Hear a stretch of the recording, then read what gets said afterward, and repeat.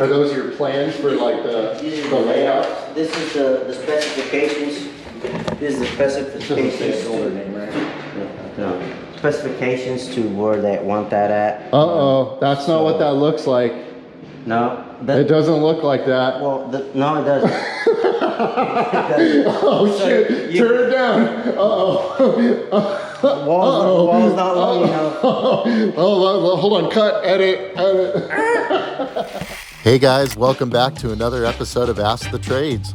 In this episode, I had a conversation with a cabinet guy that I've known for years in the trades. We had a really cool conversation, a little bit of joking around, and we filmed it on a Friday, so we're in a great mood. New episodes of Ask the Trades come out every Thursday, so be sure and subscribe so you don't miss a single one. And remember to give this video a thumbs up. And also, if there's a specific trade you guys would like me to do an episode with, let me know.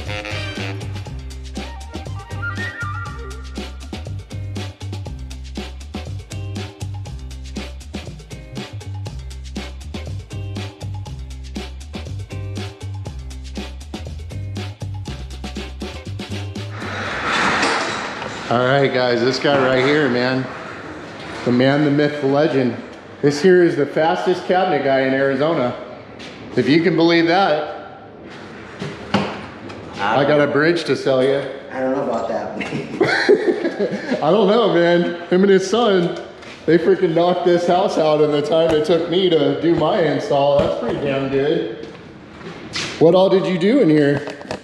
Well, we built it, we put this island together, and especially we built this cubby hole for the stovetop. I had built a toe kick down here for the for that bottom thing to go on there, and then I had to cleat all four sides to put this floorboard on there, and then I had to cut these to dimensions to whatever the layout said.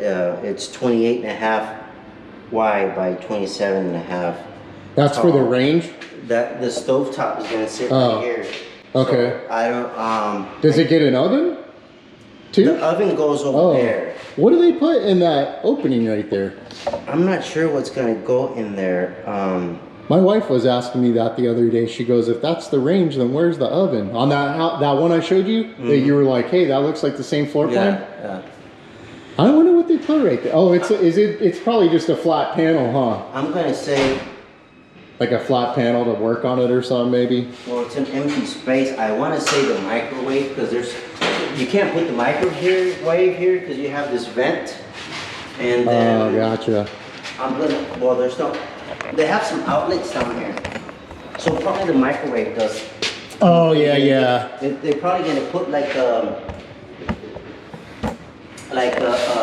some other cleat here or board or something maybe to sit the microwave here. I don't know. I've never seen the end of this. So it's kind of like a stupid design when you really think about it. Yeah, it's just. I live in you've seen my house. I live in an old house, dude. Yeah. It's like, that kitchen is definitely nothing.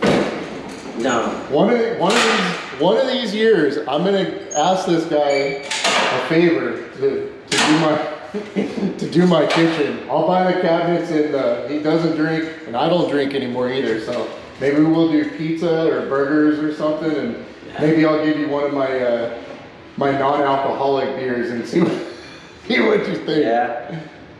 Yeah. So this guy right here, I was like, when we pulled up, you asked me. You said, hey, did you get a new truck? Didn't you have a Ford? I was thinking back. I haven't owned that truck since 2012. Yeah. So I've known you at least 12 years. At least. And I think I knew you probably for like what? Well, I already had seen you because at that time I was installing the lighting. That's right. Me and this you other used to guy. do lights. And you were the fastest light guy this side of the Mississippi.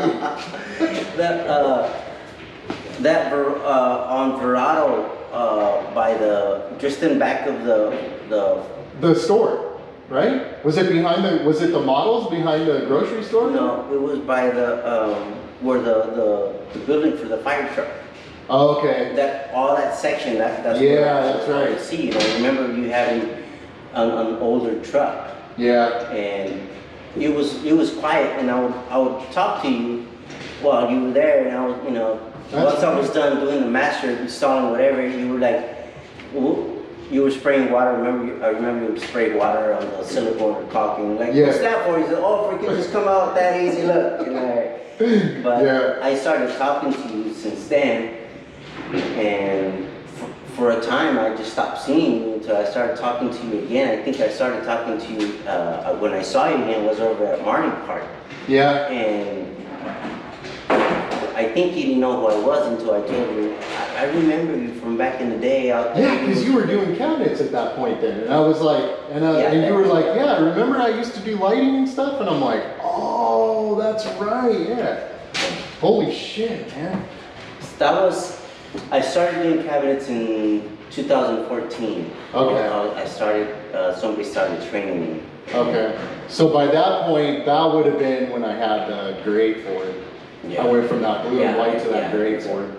Yeah, man. Yeah.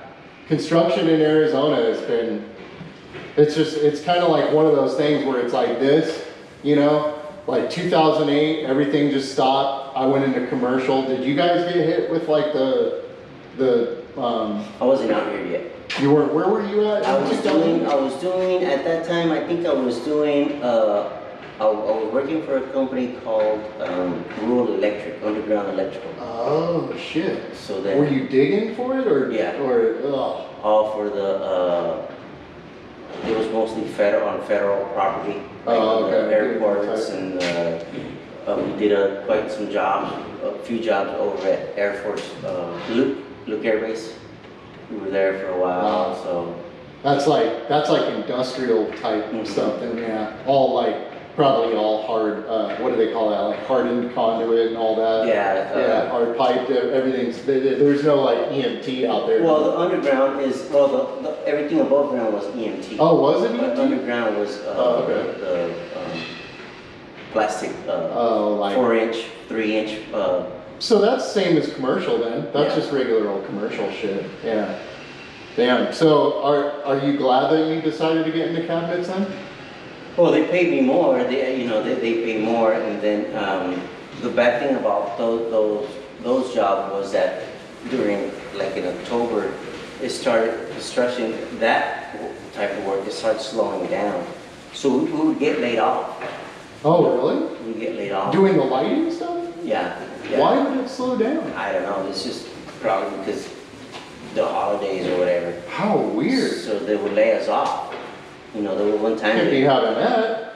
At one time, I was laid off like for 6 months. So all that time that I was off, I would live off my income tax return because the unemployment, it was like $200 and something a week that they would give us. God. So I couldn't even pay the electric on that because.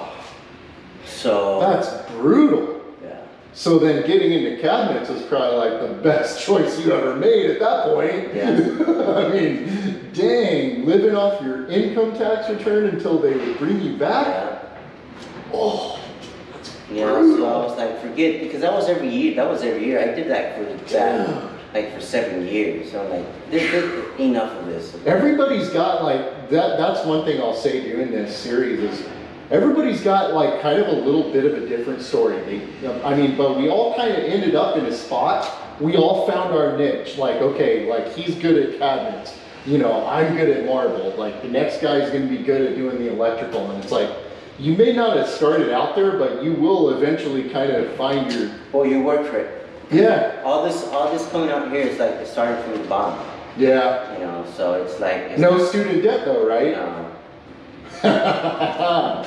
No, because the bad thing about the schooling is you have all the knowledge, but you don't have the experience. Yeah. And then they don't want to hire you without experience. Yeah, so they want people with experience. Yeah. And it's like I think they're always going to go over a guy with experience.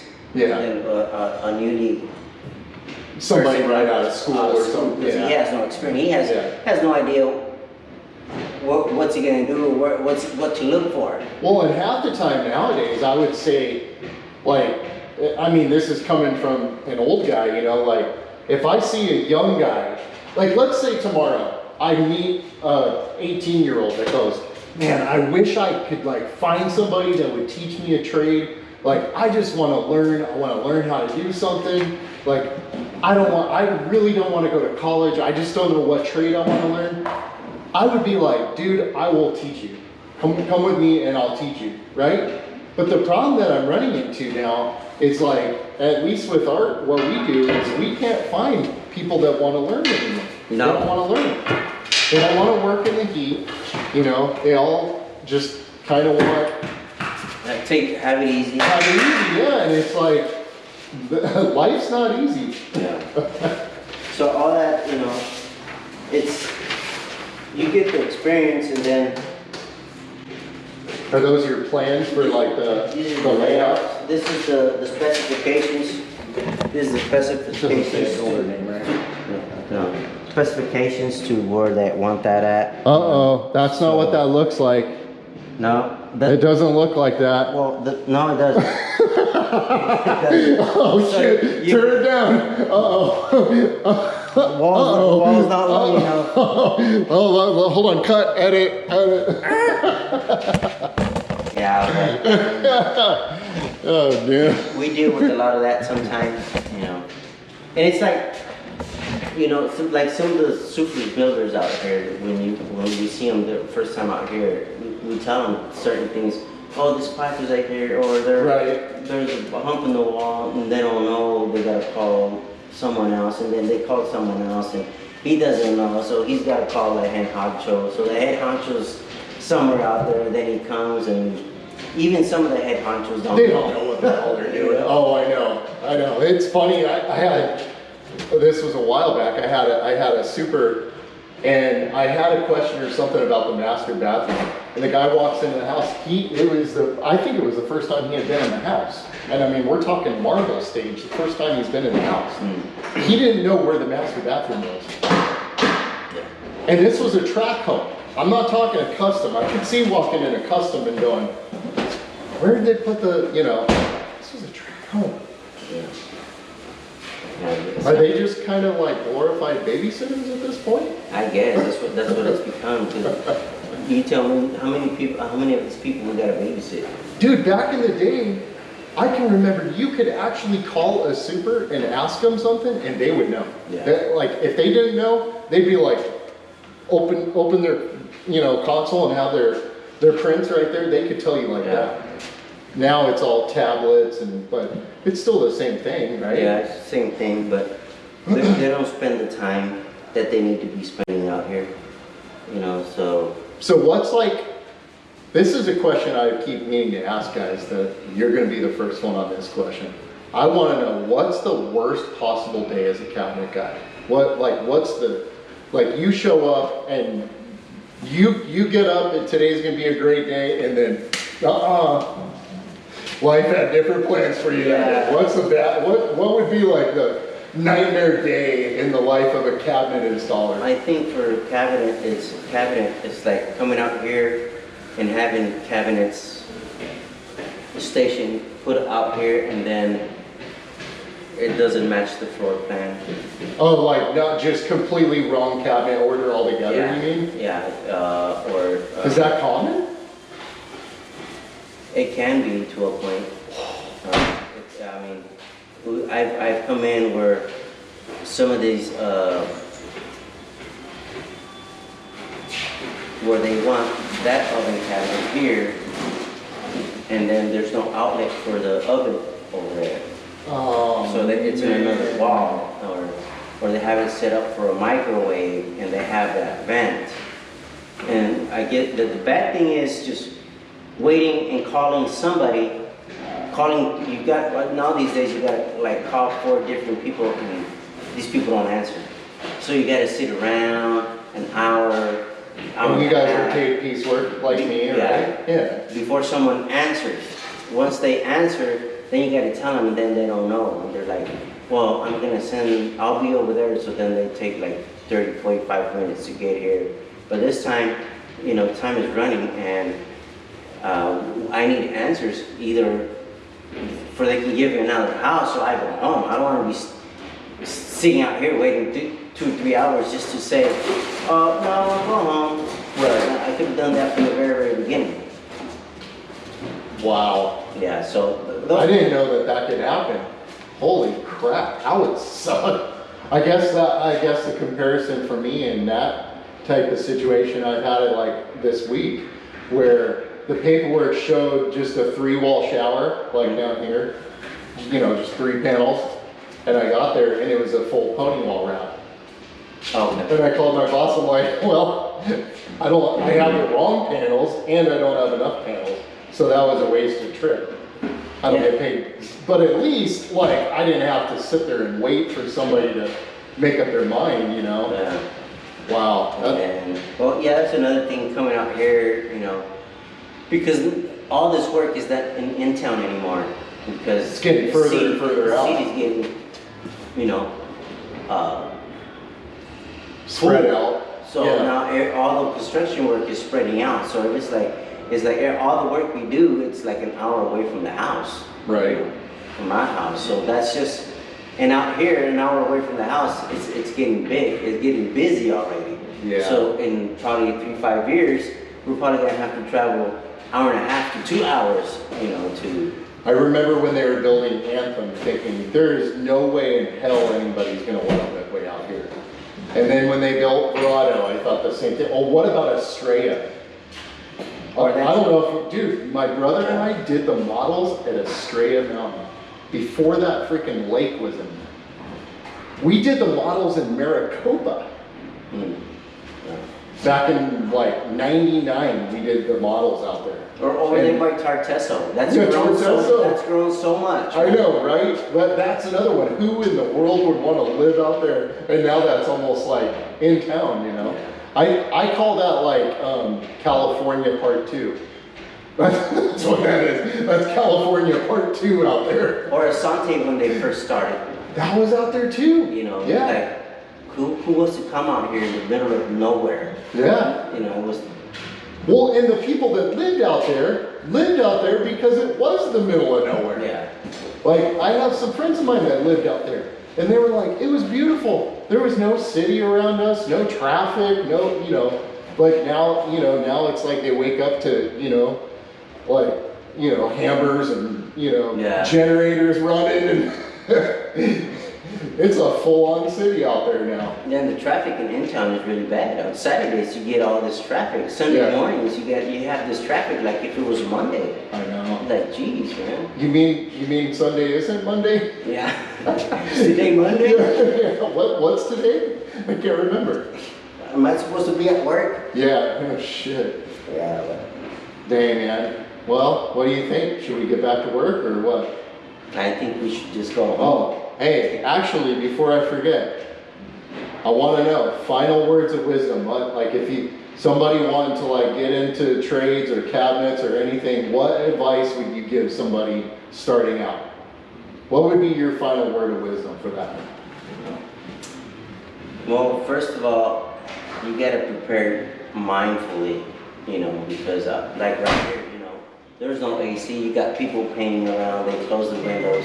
They only want a little bit of make the holes in the windows, and then you gotta prepare yourself. You gotta prepare yourself mentally. Mentally, right? Yes, because physically you have the strength to do it. Yeah. But mentally, it's like the heat, the sweat. Do you think it's like a mind over matter kind of thing almost? I'm gonna say yes. Yeah. And once your body gets used to it, you fly right to work and your day goes like that. It's like, oh, it's time to go. Yeah. We're not gonna do that because we gotta go. Oh, really? Yeah. It's just it's just a matter of breaking the body into it. And a lot of people, sometimes they have this fear, It's not easy though, I gotta tell you. And for me, year after year, the summers are getting harder. They are getting harder for me. And it's at one time I used to have a fan. Yeah. So yeah, I would have a fan here. Now I've gotten to the point where It's not even worth setting it up, huh? No, because then you get all this dust picked up and, you know, Breathing we're it all. sneezing and we have all this stuff coming out of while we're working, and it's like, forget the fan. Yeah. So some installers carry fans, you know. Oh, yeah. I don't carry it because I just work through it, even if it's August or June or July. I kind of remember having a fan too, like way back in the day, and I tried it for a while, but it made my saw slow too. And I was like, I don't want it. Yeah, I want the saw to go as fast as it can, you know? I don't want to have it power. Whatever it takes faster to get done, get out of here. That was another thing I was going to ask you. So big debate, you know, Milwaukee, Makita, DeWalt. I can already see you're a total DeWalt guy, right? Yeah. Or is that by choice or just by chance? Well, when I was in the underground electrical, there was people that had Ryobi's tools, and they had Ryo Newbie. Yeah, and then the one that's black and blue. Makita, Rigid, and DeWalt. Yeah. So from there, you know, because I was a laborer, so I wasn't required to take power tools, just like hammer, screwdriver, you know, the basic hand tools. The Batman utility belt, like that tape measure, and I would get sent with different people. So there was this guy that his name was Mike, and he had his DeWalt tools, and I noticed that his DeWalt tools had a better would handle the hard work out there. They will hold up. I will say that. Yeah. So from there, you know, when I would get sent with different people, I would compare the different tools, what I used, and so Ryobi being the last one on the list, I was like, I'm not gonna buy Ryobi. So we always called it Ryobi. Yeah. But DeWalt, I made my choice there. Like, if I ever buy new tools, it's gonna be DeWalt, because DeWalt. The batteries seem to last. They're like Toyotas and the Nissans. I know, right? They are. See, I was kind of like a Makita guy, but then in Marvel, I used normally a DeWalt saw. Then I went to the Rigid because of the return policy. But then Home Depot quit taking them back. You used to be able to just, hey, this is broken, and no receipt. They just pull up your name in the thing, and okay, you're good to go. Go grab a new one off the shelf. Yeah. But they got rid of doing that, so now I went back to DeWalt, but my Rigid won't quit now. So my backup that's coming up next is sitting there. Yeah, it's ready to go whenever that Rigid quits. But now I got the longest lasting Rigid saw in history. That's probably Murphy's Law, right? Yeah, or it was made, or somebody put all their it was made like in the middle of the week. It wasn't made on a Friday. Speaking of which, the filming of this is a Friday. So he's got to go do some running around. I got to go do some running around. And I think, what do you think? Should we get back to work or should we go home from work? Well, let's get our running down. Running around done? All right, you guys. Happy Friday.